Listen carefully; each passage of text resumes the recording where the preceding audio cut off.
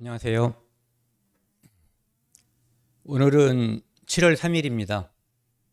드디어 올해가 이제 반이 더 지나갔고 7월 달 그중에서도 이제 3일째 되는 날입니다.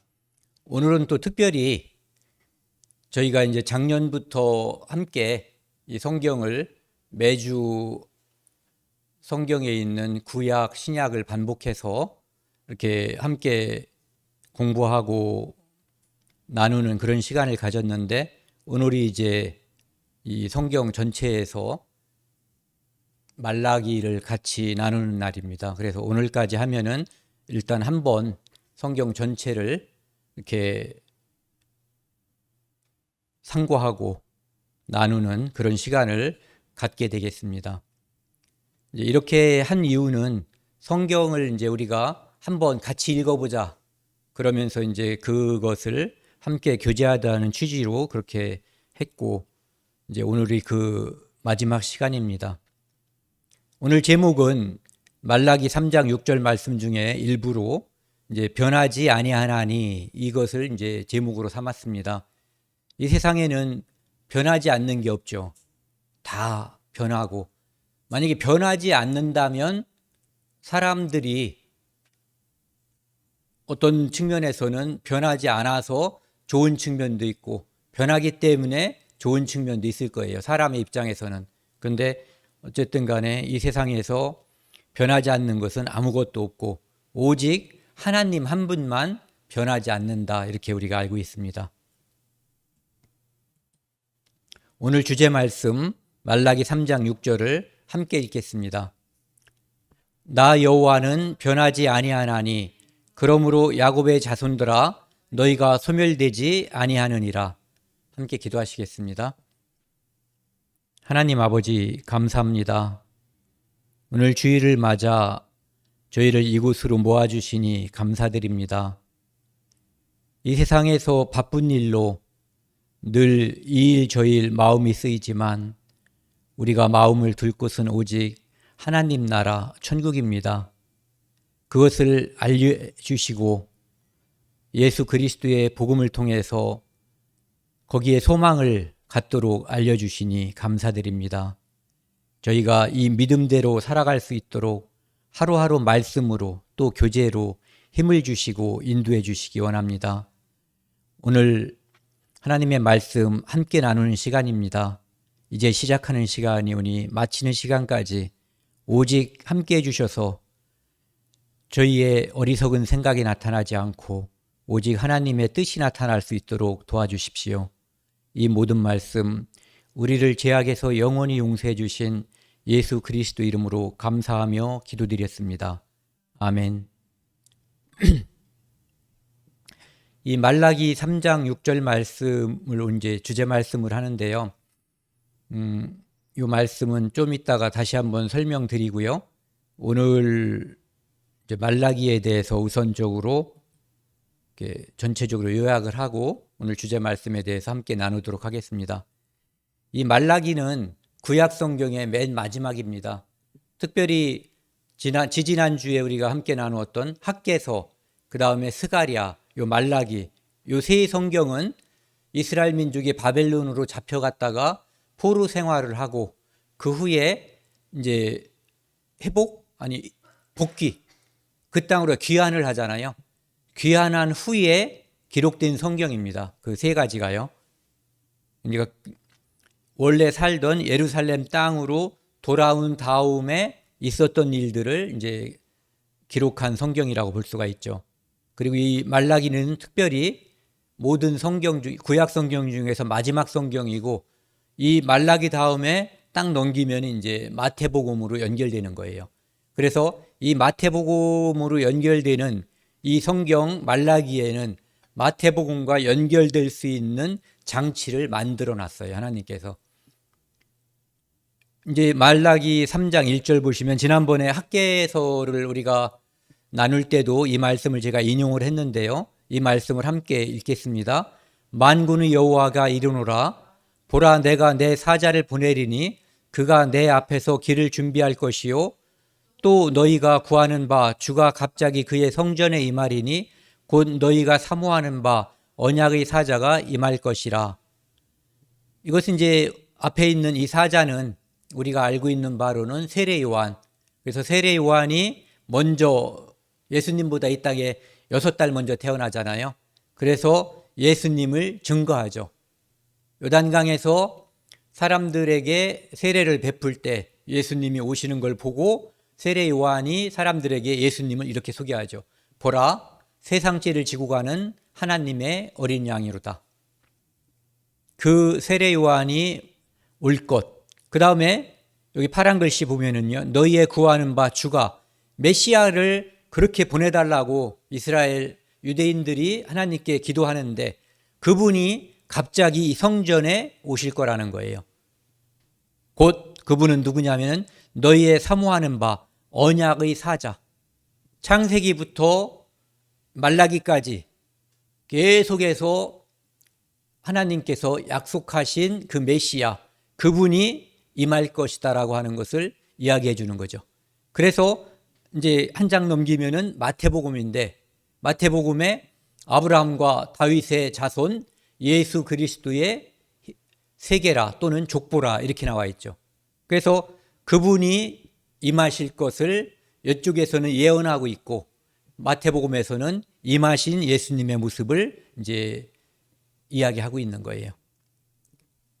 전체적으로 한번 요약을 해보면은요, 주제 말씀은 언약, 약속이라고 볼 수가 있습니다. 그래서 이 약속대로 세례 요한을 보내주고 그 다음에 예수 그리스도 메시아가 이 땅에 오시게 되고 그리고 그 하나님께서 약속의 자손을 다시 그들이 비록 죄를 짓고 전 세계에 흩어지고 학대를 당하지만 결국은 하나님께 돌아올 것, 그것을 약속하고 있죠. 머릿말에는 이제 말라기에게 경고한 하나님의 말씀이라고 해서 이 말씀이 신적 기원을 가지고 있다. 하나님의 말씀이지 말라기가 스스로 말한 것이 아니다. 이것을 이야기하고 있고요. 그 다음에 두 번째는 이스라엘에 대한 하나님의 고백. 이런 고백 들어보셨어요? 내가 너희를 사랑하였노라. 네.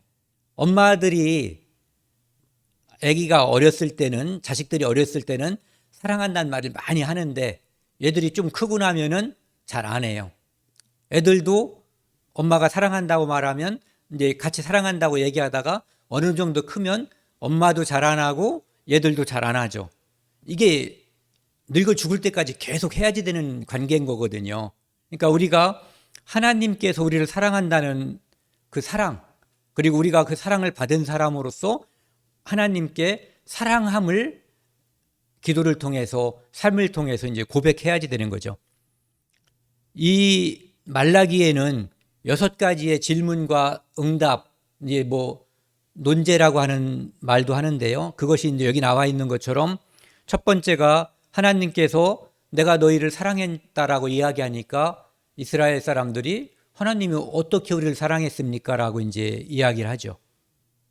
그 다음에 이스라엘에 대한 책망과 경고, 제사장들의 죄, 일반 백성들 뿐만 아니라 제사장들조차도 하나님의 성전에 더러운 떡을 넣고 눈먼 희생, 그러니까 희생 제물은 흠없는 걸 드려야 되는 거거든요.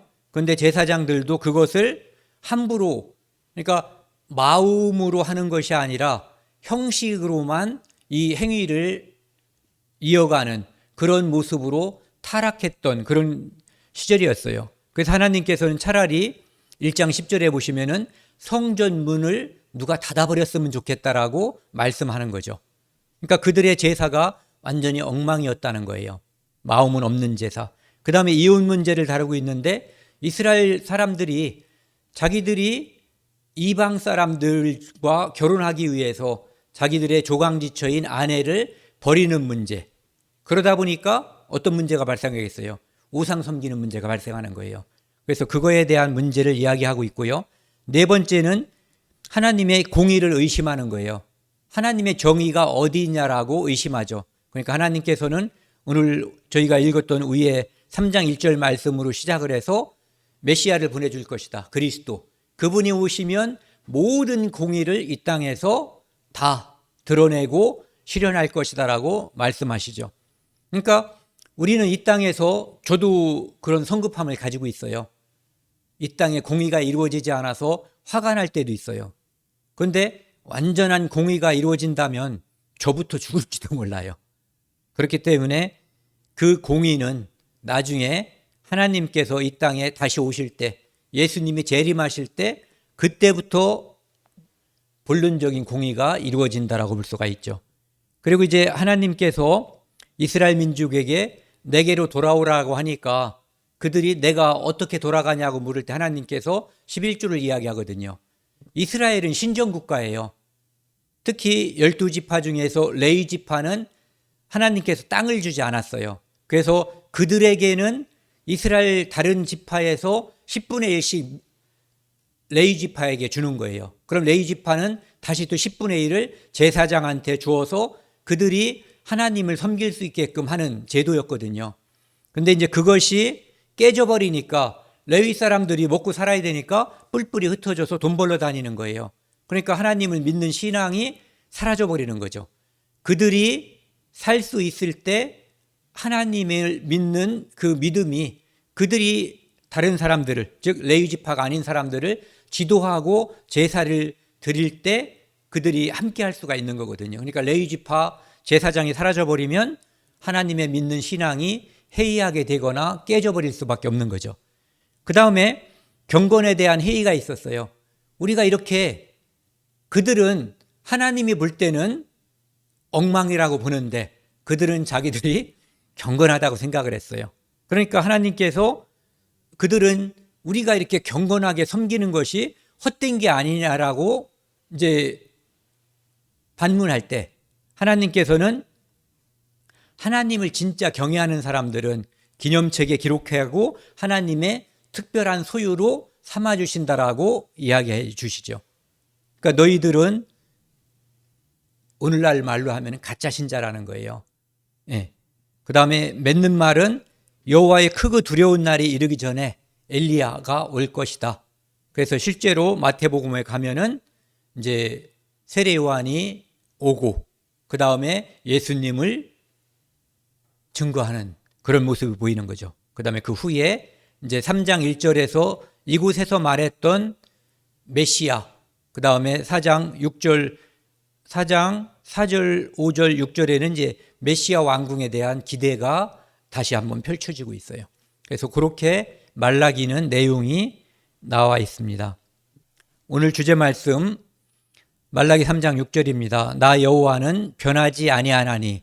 오늘은 이제 이 뒤에 있는 말씀보다도 변치 않는 하나님이라고 하는 주제를 가지고 주로 말씀을 드리겠습니다.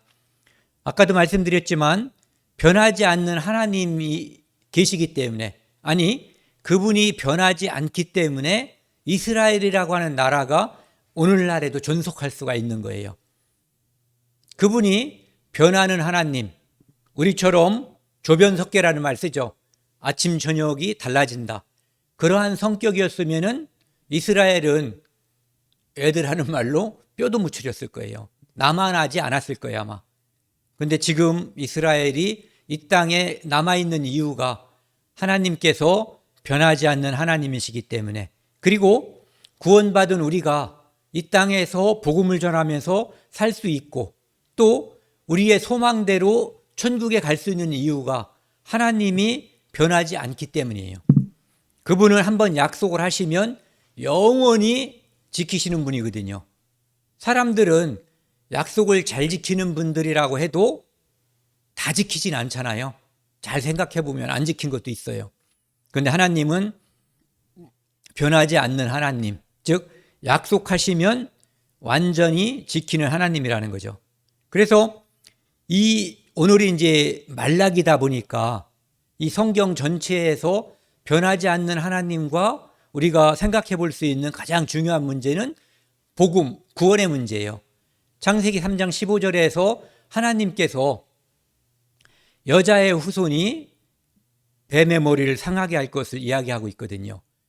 그 하나님의 계획이, 아니 그거보다 더 먼저 창세 전에 하나님께서 예수 그리스도 안에서 구원받을 사람을 예정하셨다라고 하는 그 예정을 우리에게 말씀하시고 약속하지 않으셨다면 이스라엘의 문제, 구원받은 사람들의 삶의 문제, 그 다음에 영원한 천국의 문제, 이것 중에 어느 것도 그대로 말씀대로 이루어질 수 있는 게 없었을 수밖에 없는 거죠.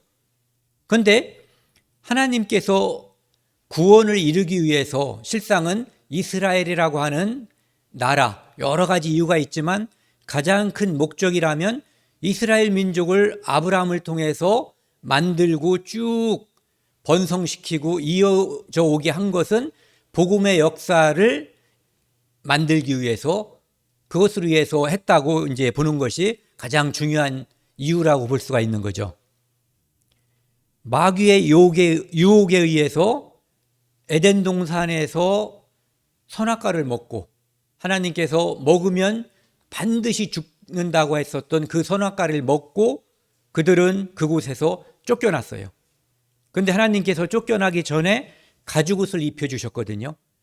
그 가죽옷이 여자의 후손이 마귀의 뱀의 머리를 상할 것이라고 하는 것과 연관해서 우리를 구원할 것을 그때 약속해 주시고 그것을 이루시기 위해서 쭉 인류의 역사를 펼쳐오신 거라고 볼 수가 있죠. 그래서 이스라엘의 존속과 구원받은 사람의 구원이 영원하고 천국까지 우리를 인도하실 수 있는 유일한 근거를 따진다면 그분이 변하지 않는 하나님이다, 이렇게 우리가 생각할 수 있는 거죠.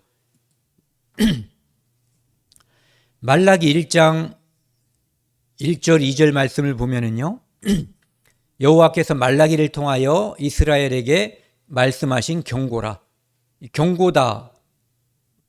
경고라고 하는 것은 약간 이제 잘못을 돌이키게 할 때 주로 사용하는 용어잖아요. 말씀이라 이렇게 해도 되지만 여기에 보면은 말씀하신 경고다. 돌이키지 않으면 너희들이 어떻게 되겠는가라고 하는 것을 말씀해 주는 거죠. 여호와께서 이르시되 내가 너희를 사랑하였노라. 아까 말씀드린 것처럼 내가 너희를 사랑하였노라. 이스라엘 사람들이 이렇게 대답했어요. 주께서 우리를 어떻게 사랑하셨나이까? 엄마가 딸한테 내가 널 사랑해. 사랑했었어가 아니라 사랑해. 과거에도 오늘도 앞으로도 사랑해, 이렇게 얘기하니까 딸이 이렇게 엄마가 어떻게 나를 사랑하셨나이까? 이렇게 물어보면은 매우 황당한 거예요. 너의 지금 그 존재 자체가 내가 너를 사랑했다는 그 결과물인 거거든요. 예. 그래서 이 뒤에 있는 이제 하나님께서는 이스라엘을 사랑했다고 하는 그 이유로서 에서는 덜 사랑하고 야곱을 더 사랑했기 때문에 이스라엘도 하나님 앞에 범죄했고 에돔도 범죄했지만 에돔은 지금 사라졌고 너희들은 지금 존재하고 있지 않느냐, 이것을 이야기하고 있는 거죠. 그러니까 참 사랑은 참 아들에게만 임하는 거예요. 그래서 결국은 참 아들에게는, 참 자녀에게는 징계라는 것이 따라가게 돼 있죠. 하지만 그 징계는 사랑하기 때문에 한 거예요. 그러니까 징계받을 때, 특히 그 혹독한 징계가 임할 때 사람들은 하나님의 사랑을 또는 부모님의 사랑을 의심하기도 해요. 하지만 그때야말로 부모님이 또는 하나님이 우리와 나를 정말 사랑하고 있다라는 것, 내 마음이 아프지만 내가 잘되게 하기 위해서 회초리를 들 수밖에 없다라고 하는 것을 보여주는 사랑의 모습이라고 할 수가 있죠. 그 다음에 이제 1장 6절에 보면은요, 제사장들에게 내 이름을 멸시하는 제사장들아, 이렇게 이야기하고 있어요.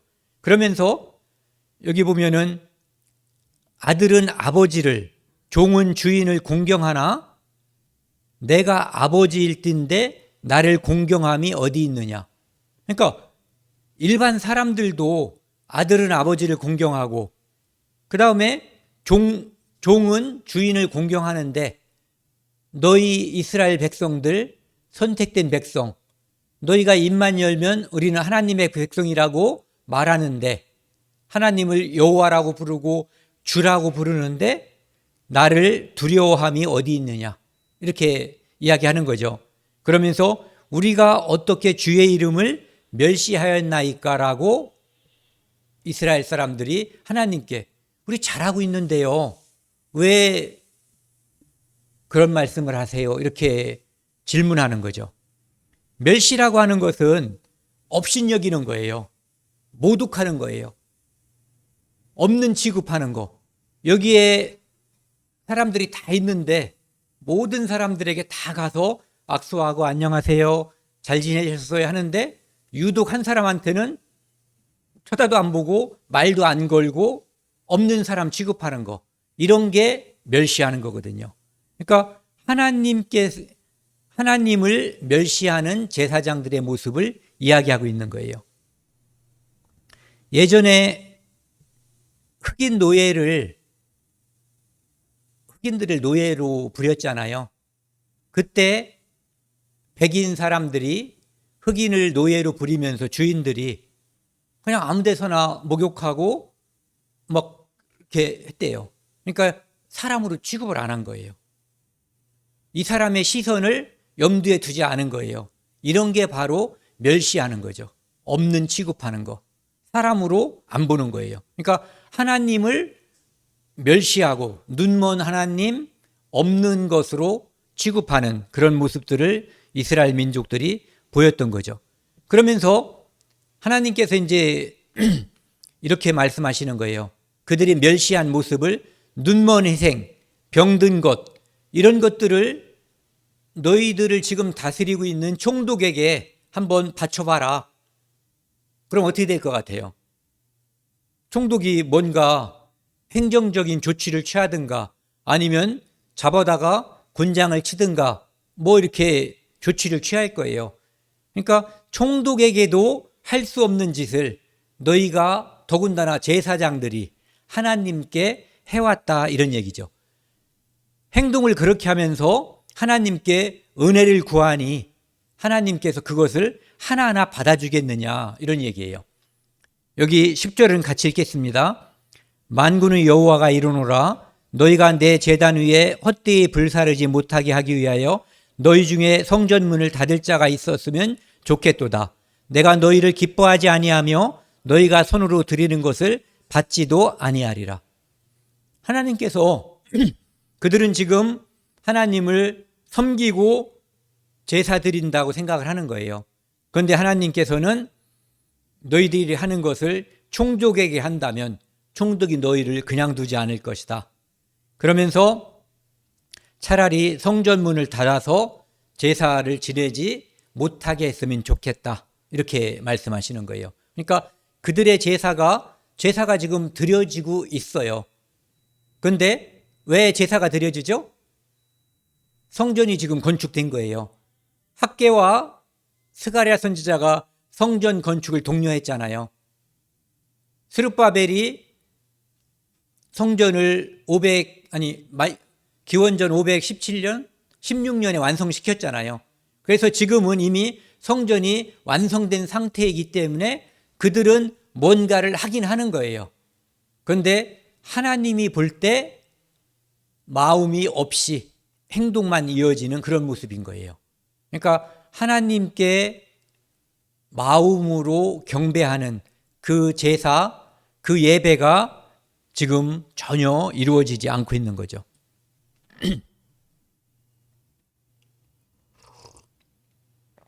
그런 모습을 지적해서 이 예수님께서는 이제 그 후에 바리새인들에게 이렇게 이야기했어요. 이 백성이, 이스라엘 유다 사람들이 입술로는 나를 공경하되, 이것은 마치 예전에 제사장들이 제사를 드리는 거예요. 그런데 눈먼 것, 저는 것, 이런 것들로 하나님께 드리는 거죠.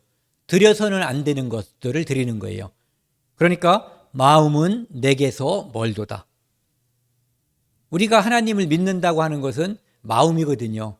내가 부모님께 무엇을 사다 드린다면, 또는 사다 드리지 못한다고 해도 마음이 중요한 거거든요. 그 마음이 존중하고 사랑하고 보고 싶은 마음이 있을 때 그 어떤 행위가 의미가 있는 것이지, 아유, 이놈의 엄마 귀찮아, 그런데 이것 좀 드세요, 그것은 엄마도 그걸 알 수 있을 거예요. 하나님이 하물며 모르겠냐고요. 모든 것을 다 아시는 전지전능하신 하나님께서 이스라엘 민족들의 그 모습과 제사장들의 그 모습을 어찌 모르겠냐, 이런 얘기죠. 그 당시 이스라엘은 이렇게 남과 북으로, 요건 이제 그 전 얘기예요. 이렇게 나누어진 이유가 뭐예요? 솔로몬이 하나님께 범죄했기 때문이에요. 특히 그 범죄의 내용 중에 가장 중요한 것은 우상숭배 때문이에요. 우상숭배 때문에 남과 북으로 이렇게 나라가 찢어졌어요. 그런데 북쪽에 있는 이스라엘이 계속해서 우상숭배를 열중했죠. 왕들은 악했고, 악하다는 것은 하나님 대신 우상을 섬겼고, 백성을, 하나님이 그 백성을 섬기라고 그들에게 맡긴 건데, 왕에게 맡긴 건데 마치 이 착취하는 도구로 사용했던 거예요. 그래서 아수르라고 하는 나라에 의해서 북쪽 이스라엘이 주님이 오시기 전 722년에 망했어요. 이것이 하나님께서 하나님을 순종하지 않고 하나님을 배반한 사람들에게 보여준 첫 번째 경고예요. 아주 커다란 경고죠. 말로서는 많은 경고를 하셨지만 북쪽에 있는 이스라엘을 망하게 만든 거예요. 이제 그 나라는 없어졌어요. 그래도 그들은 나중에, 그러면 남쪽에 유다가 있었잖아요. BC 722년에 망하고 남쪽에 있는 유다는 주님이 오시기 전에 586년에 망했거든요. 100여 년의 시간이 있었어요. 130여 년의 시간이 있었는데 그때 이스라엘 민족은 하나님께 돌이키고 하나님께 은혜를 구할 수가 있었어요. 그런데 그들도 역시 결국은 악을 행함으로써 망하게 된 거거든요. 그래서 여기 나와 있는 바벨론에 의해서 이렇게 여기 유다가 바벨론 땅이 돼버린 거예요. 이것이 하나님께서 이스라엘, 즉 이스라엘 후손들에게, 유다 사람들에게 두 번째 경고를 내린 거죠. 그러면서 하나님께서는 그들을 쓸만한 사람들은 다 잡아서 여기 유다에서 이쪽으로 다 바벨론으로 다 포로로 끌고 갔어요.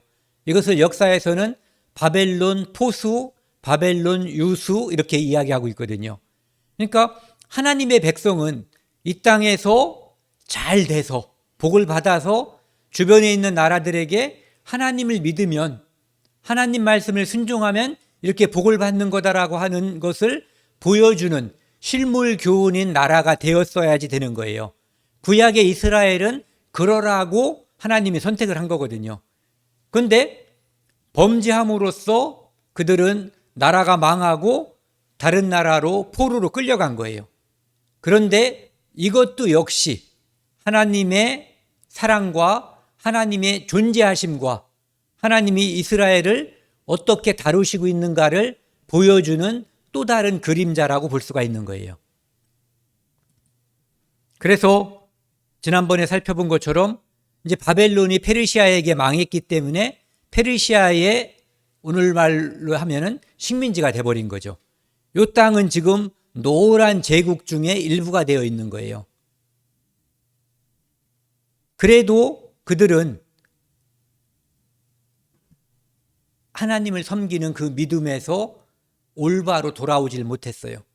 그들이 이 페르시아의 이제 왕이었던 고레스가 그 땅으로 돌아가라고 하고 돌아왔을 때 그들은 이제 하나님께서 70년 만에 그 땅으로 돌아오게 해주신다고 하는 예레미야 선지자의 예언대로 돌아오게 됐을 때 그들은 꿈에 부풀었었어요. 아, 이제 하나님께서 우리를 회복시켜 주는구나. 그러면은 일단은 아수르나 바벨론은 지나갔으니까 페르시아를 무찌르고 우리가 이제 예전에 솔로몬 왕 때처럼, 솔로몬 왕 초기처럼 우리가 얘들을 다스리고 조공받고 그런 나라가 될 수 있을 거다라고 하는 꿈을 꿨을 거예요. 그런데 돌아와서 성전을 짓고, 이제 성전을 지으면 진짜 그 일이 이루어질 거라고 생각을 한 거죠. 그리고 또 아까 그 말라기 3장 1절에 보면은 주의 사자를 보내준다고 했잖아요. 언약의 사자. 그러니까 그분이 오시면 곧 그 일이 이루어질 거라고 생각을 한 거예요. 그런데 성전이 지어져도 성벽이 다 완공이 되어도 그런 일들은 일어나지 않는 거예요. 그래서 그 땅에 와서 느헤미야가 그들을 백성을 다독이고 애국에 이제 그들의 족부를 정비했잖아요. 그래서 족부에 없는 사람들은 내쫓아버리고 이방 여자와 결혼한 사람들은 이혼을 시키고 자식을 낳은 사람들조차도 다 쫓아버렸어요. 그렇게 함으로써 하나님을 믿는 백성의 순수한 혈통을 유지하고 하나님을 믿는 그 믿음을 지키게 하려고 노력을 했는데, 그들이 이제 그 땅에서 돌아온 땅에서 하루 이틀 사흘 지나가다 보니까 바벨론으로 끌려가기 전에 그 조상들이 했었던 그 믿음의 형태와 별로 다르지 않은 그 모습으로 바뀌어버린 거예요. 그래서 이 말라기가 하나님께서 마지막으로 말씀을 주시고 나서 예수님이 오실 때까지 흔히 이제 사람들이 공백기라고 그러죠. 하나님께서 이스라엘 민족에게 선지자를 보내주지 않았던 거예요. 그러니까 흔히 한 400년 정도라고 하거든요. 그 400년 동안 이스라엘 민족에게는 암울한 시대, 나름대로 그들은 하나님을 섬기는 사람들을, 신실한 사람들이 있었지만 하나님께 기도해도 어떤 응답이 없는 것처럼, 하나님이 이제 이스라엘 민족을 완전히 다 포기한 것처럼 보이는 그런 시대처럼 이 사람들에게는 느껴졌던 거예요. 그럴 때 하나님께서는 그들에게 그렇게 대답하는 거죠. 나는 변하지 아니하나니. 너희가 변하는 거지. 나는 한 번도 너희를 사랑하지 않은 적이 없다는 거예요. 너희를 쳐다보지 않은 적도 없고 너희를 놓아본 적도 없는 거예요. 하나님은 늘 그들을 사랑하고 있는 거예요. 그런데 이제 메시아를 보내준다고 했는데 문제가 그들이 기대하고 있는 메시아와 하나님께서 이 땅에 보낸 메시아의 역할이 다른 거예요. 그렇기 때문에 메시아가 이 땅에 왔어도 역시 신약에 와서 문제가 생기게 되는 거죠. 그들은 만왕의 왕 페르시아를 무찌르고 나중에 헬라를 무찌르고 또 안 되니까 로마를 무찌르는 왕이 오길 바랬던 거예요. 그런데 이 땅에 오신 예수 그리스도는 이 세상의 모든 인류의 죄를 다 짊어지고 십자가에서 피 흘려서 그들의 죄를 영원히 용서하는 그 모습으로 오시게 된 거죠.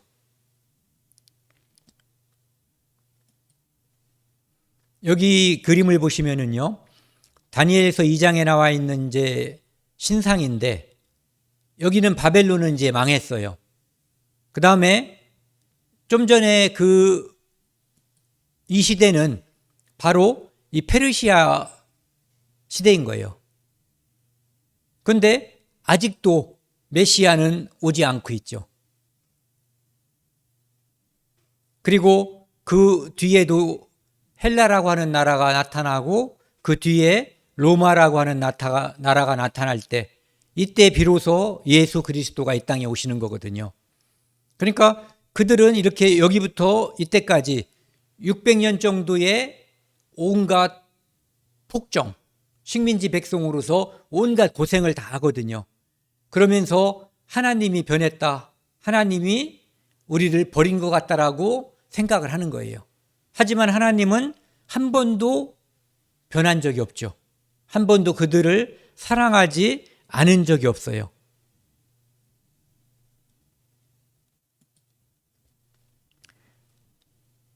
창세기 12장에 보시면은요, 이 12장을 보시기 전에 먼저 이 땅에 죄가 꽉 찼을 때 하나님께서는 홍수를 일으켜서 사람들을 진멸시키셨어요.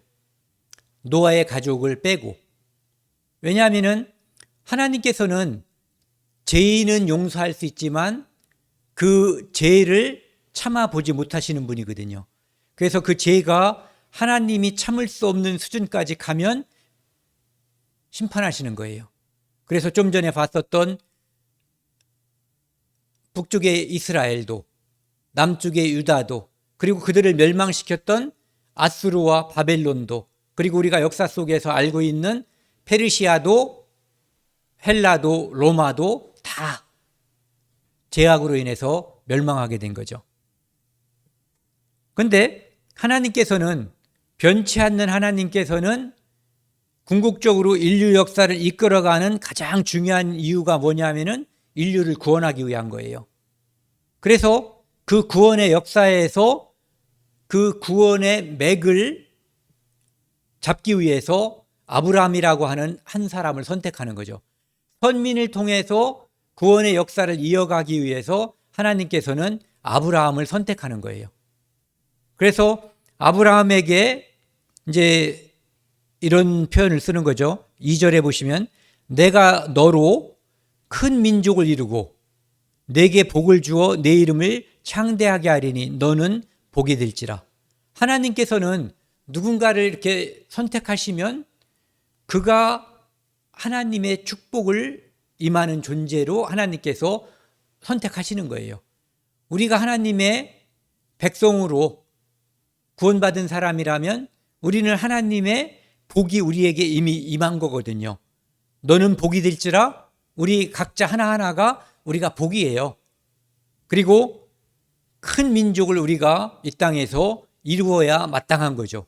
내가 복음을 전해서 하나님 나라가 하나하나씩 확장이 되면 내가 복이고 내 민족이 나로 인해서 영적인 민족이 형성이 되는 거죠. 하나님의 자녀들이. 3절은 같이 읽겠습니다.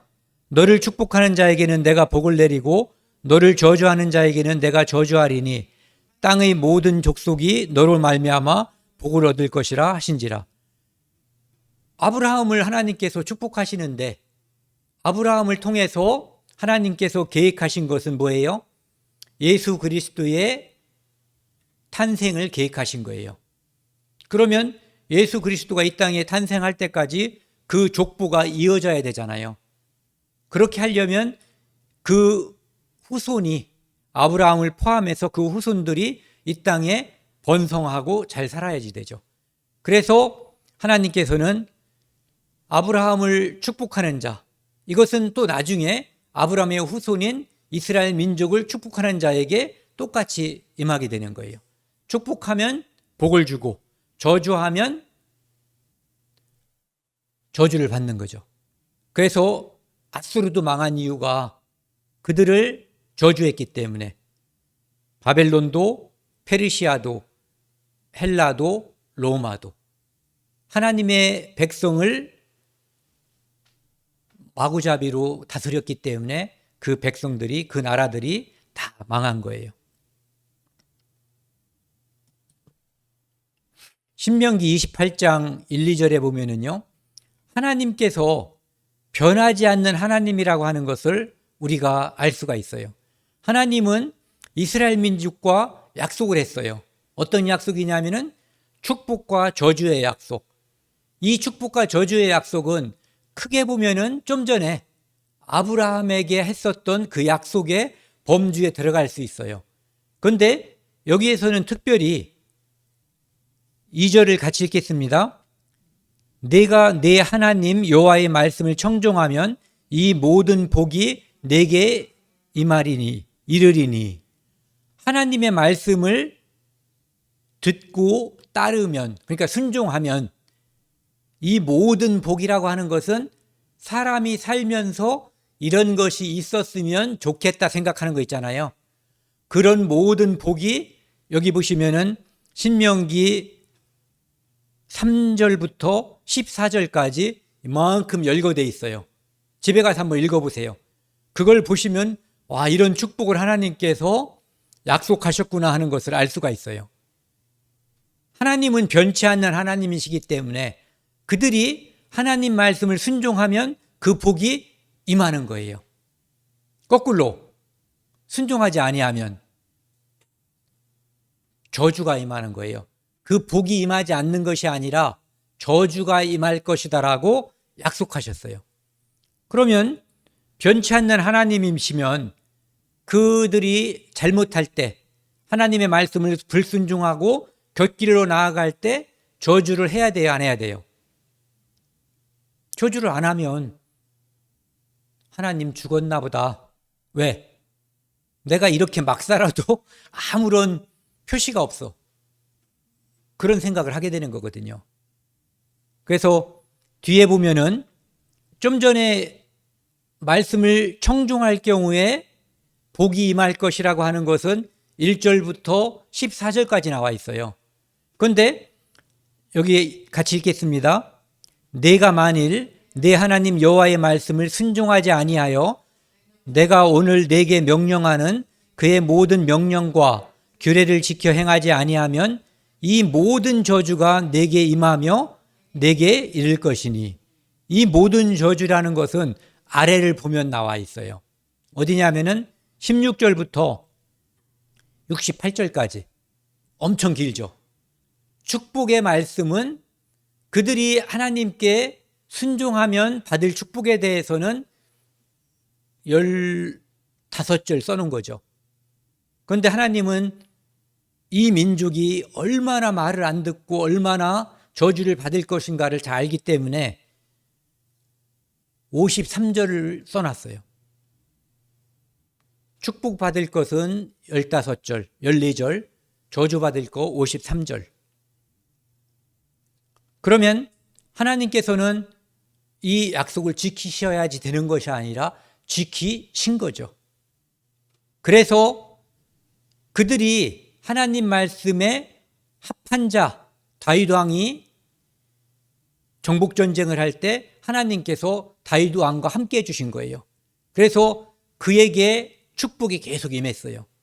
그리고 그의 아들 솔로몬이 초기에 엄청난 축복을 하나님께서 그에게 주신 거예요.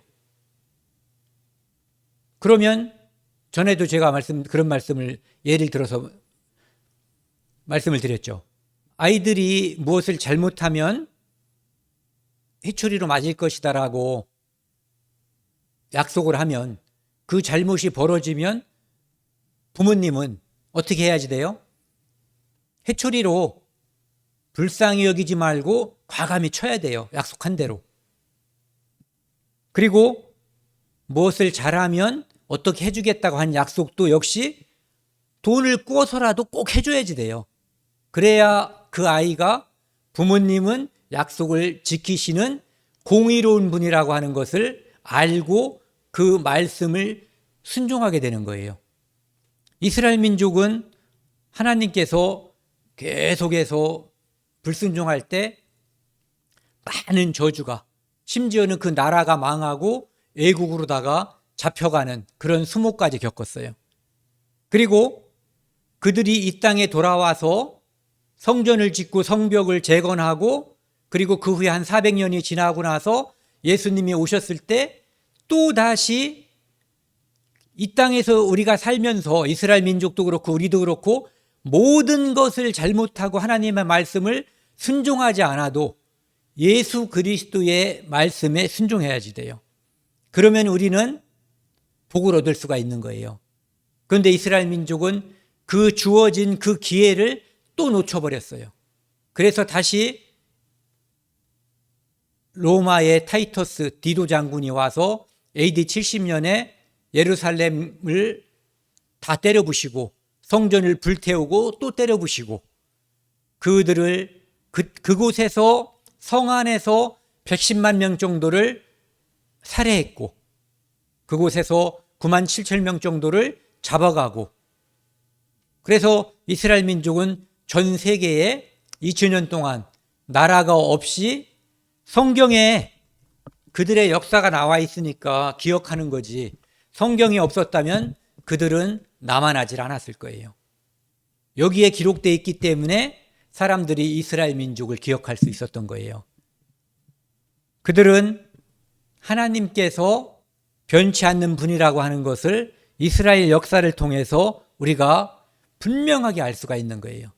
그래서 우리에게 주어진 하나님의 축복도 분명하게 이루어지는 거예요.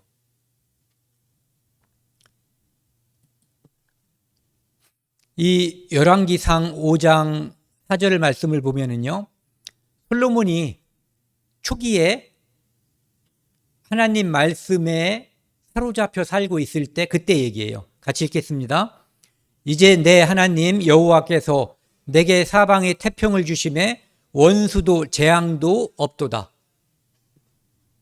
어떤 나라가 잘 살고 못 사는 것, 특히 하나님의 나라가 이 유대의 나라, 그들이 잘 살고 못 사는 것은 그들이 노동을 많이 하고 성벽을 튼튼히 하고 신무기를 구입하고 병사를 군인을 많이 두었기 때문에 든든한 국방력이 유지되는 게 아니에요. 오직 하나님께 순종하고 하나님 말씀을 따르면 그 나라가 든든해지는 거예요. 그래서 솔로몬 초기에 하나님께서 이렇게 해주신 거거든요.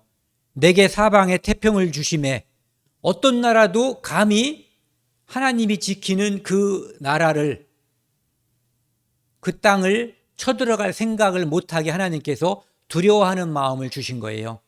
그래서 유다 땅은 태평을 주셨고 그 주변에 원수도 재앙도 없게 됐어요. 이것은 하나님 말씀을 순종하는 자들에게 민족이든 개인이든 축복을 주실 것을 하나님께서 약속해 주신 거거든요. 구약 성경은 특별히 하나님 말씀을 순종하면 복이 임한다라고 하는 것, 불순종하면 저주가 임한다고 하는 이 말씀에 그대로 딱딱 맞아 들어가는 거예요. 오늘날 신약 성경에서는 사도 바울이 복음을 위해서 그렇게 애를 썼지만 고난 중에 죽었잖아요. 그것은 천국을 바라보고 그것이 있다는 것을 보여주기 위한 거거든요. 이 땅에 가치가 있는 것이 아니라 그곳에 진정한 가치가 있다는 것을 보여주는 거죠. 하지만 그때는 구약 성경, 구약에서는 하나님이 주시는 그 축복을 가시적으로 이스라엘 민족에게 보여줌으로써 주변 나라들에게 하나님을 따르는 사람들에게 어떤 축복이 임하는가를 보여주셨던 거예요.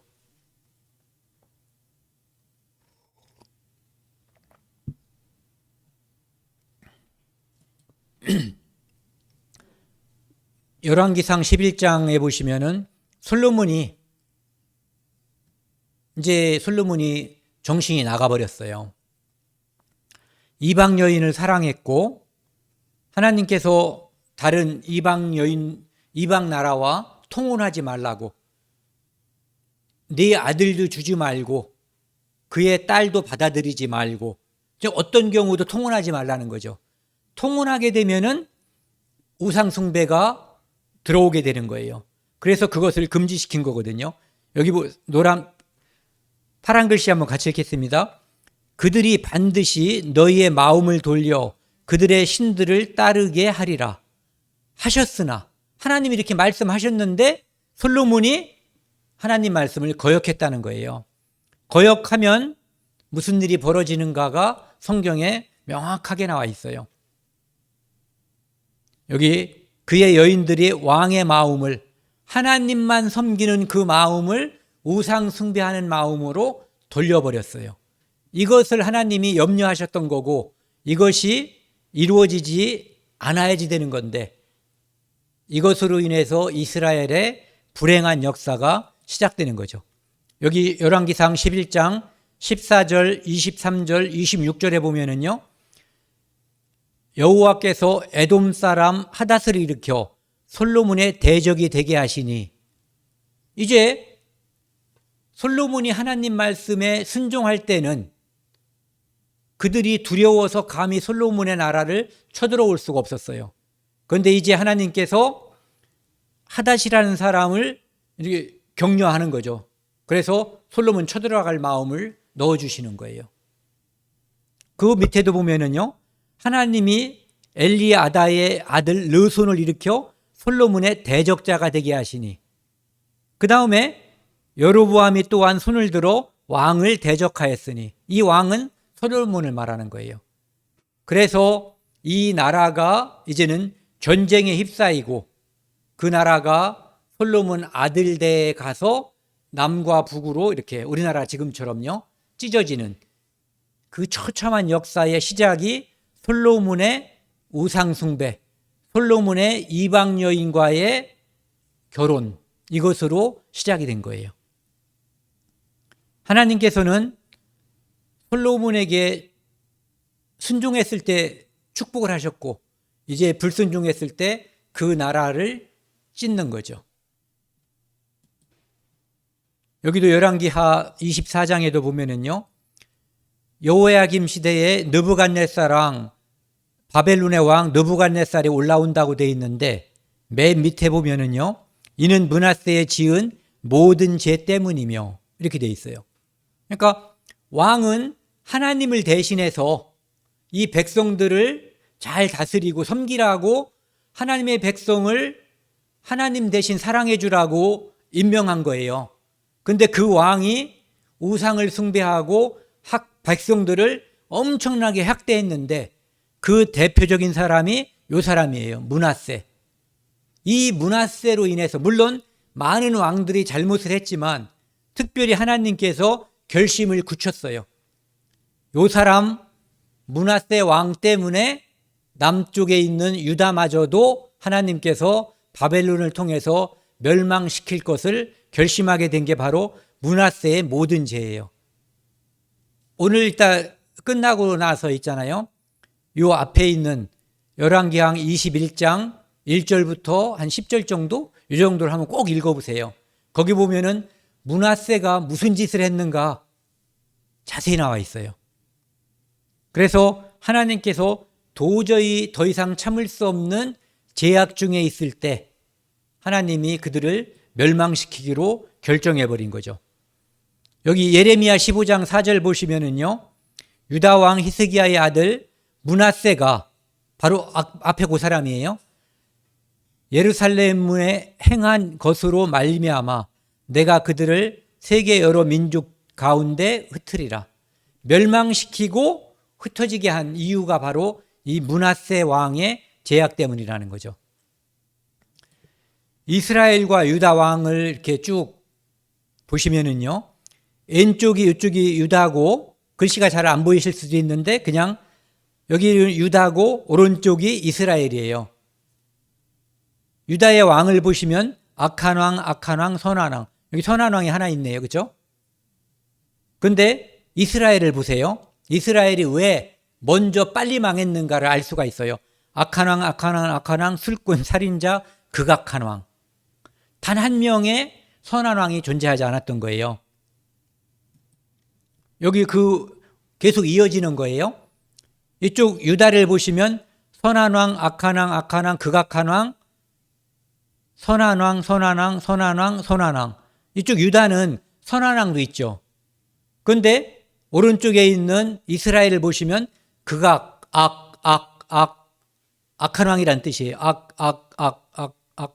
악을 쓰다가 죽은 게 아니라 악한 왕들이 계속 이어진 거예요. 이 악하다고 하는 것은 두 가지 측면으로 볼 수 있어요.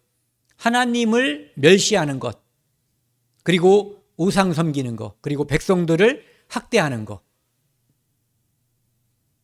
여기 보시면 여로보암 2세 때는 굉장히 경제적으로 부유했고 국방력도 좋았어요. 그러니까 우리가 이 땅에서 잘 먹고 잘 사는 것이 유일한 축복이 아니라는 것을 알 수가 있어요. 누가 그런 표현을 쓰더라고요. 잡아먹을 돼지도 잘 먹인다고. 그래서 이 땅에서 잘 먹고 잘 산다고 해서 그것이 반드시 하나님의 축복은 아니라는 거죠. 그 다음에 여기 보시면은요, 여기에 드디어 이제 므낫세라고 하는 그 왕이 나와 있어요. 이 악한 왕이 55년 오랫동안 다스린 거예요. 그러니까 그 악한 행실이 얼마나 많았겠냐고요. 그리고 이쪽에는 보면은 선한 왕이 간간히 있다가 망할 때는 쭉 악한 왕들이 나타나죠. 여기는 역시 마지막까지 계속 악한 왕만 있어요. 그래서 이스라엘 먼저 망한 그 북쪽의 이스라엘은 단 한 명의 선한 왕이 없었어요. 하나님이 볼 때 다 악한 왕이었죠. 그래서 먼저 망하게 된 거예요. 그리고 남쪽에 있는 그 나라도 선한 왕이 간간히 있었지만 그 악으로 인해서, 특히 이 므낫세의 악으로 인해서 이제 주님이 오시기 전에 586년에 망하게 된 거죠. 그러니까 하나님께서 예수님이 이 땅에 오셨을 때 베드로가 예수님께 질문하죠. 몇 번까지 용서해 줘야지 되냐라고 질문을 해요. 예수님께서 7번씩 70번을 용서해라고 돼 있어요. 하나님께서 북쪽에 있는 이스라엘을 멸망시킬 때 몇 번 참으셨겠어요? 7번씩 70번이요? 한 왕일 때도 그거 이상 참으셨을 거예요. 그러니까 하나님은 얼마나 오래 참으시는 분인지를 알 수가 있어요. 그리고 우리가 이 땅에 예수 그리스도를 구세주로 영접한 후에도 잘 못 살 때 그래도 하나님께서 우리를 용서해 주시고 우리가 회개하고 기도하면 봐주시는 이유가 그분이 우리를 많이 사랑한다는 것을 알 수가 있는 거죠. 그래서 열왕기하 21장 그 뒤에 보면은요, 유다 왕 므낫세가 그 가증한 일과 악을 행함 때문에 유다 사람들이 왕도 범죄하고 유다 사람들도 범죄하게 됐다는 거예요. 그리고 여기 파란 글씨만 읽어보겠습니다. 사람이 그릇을 씻어 어품같이 예루살렘을 씻어 버릴지라. 불이 나면 재가 남죠. 그런데 물로 다 확 씻어버리면 아무것도 남아있는 게 없는 거예요. 그만큼 하나님의 진노가 커서 므낫세로 인한 남쪽 유다를 진멸할 것을 결심하신 거예요. 야고보서 1장 17절 말씀입니다. 하나님은 변하지 않으시는 분이에요. 그것이 다시 말씀드리지만 우리 구원의 가장 큰 증거예요. 근거라고 볼 수 있죠. 근거. 온갖 좋은 은사와 온전한 선물이 다 위로부터 빛들의 아버지께로부터 내려오나니 그는 하나님은 변함이 없으시고 이 변함이 없으신 하나님의 선물을 우리가 받은 것이 영생이에요. 이 영원한 생명, 이 앞에 영자가 붙어 있지 않다면 우리는 벌써 멸망했을 거예요. 하나님이 변함없는 분이 아니라면 우리는 벌써 멸망했을 거예요. 그래서 하나님이 변함이 없으신 분이고 그분이 우리에게 주신 것이 영원한 생명, 이것은 영원하기 때문에 변개할 수가 없는 거잖아요. 그래서 그분은 우리에게 영원한 축복을 주신 거죠. 이스라엘에게는 잘하면 축복하고 잘못하면 저주하는 이것을 보여주신 거예요. 그런데 우리는 징계가 있지만 영원한 축복을 온전히 우리에게 약속해 주신 거예요. 그분은 변하지 않으시고 그분의 약속은 변함이 없다. 그래서 그 용어로 봐도 우리가 분명하게 느낄 수 있는 그 말씀, 바로 영생. 우리에게 주어진 게 영생이에요.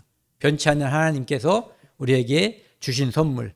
이것을 우리가 오늘 가지고 있고 이 땅에서 뿐만 아니라 영원히 천국까지 그리고 영원토록 주신 선물을 그분은 영원토록 보존하신다고 약속해 주신 거예요.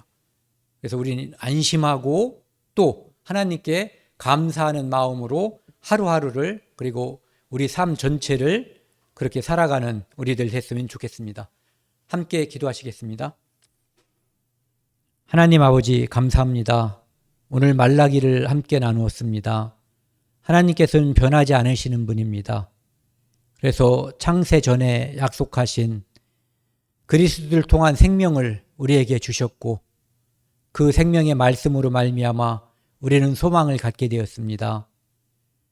말라기를 통해서 마태복음으로 이어지고 신약을 통해서 예수 그리스도가 이 땅에 오시고 우리의 모든 죄를 하나님의 언약대로 약속대로 영원히 용서해 주시고 영원한 천국의 소망을 갖게 해주시니 감사드립니다.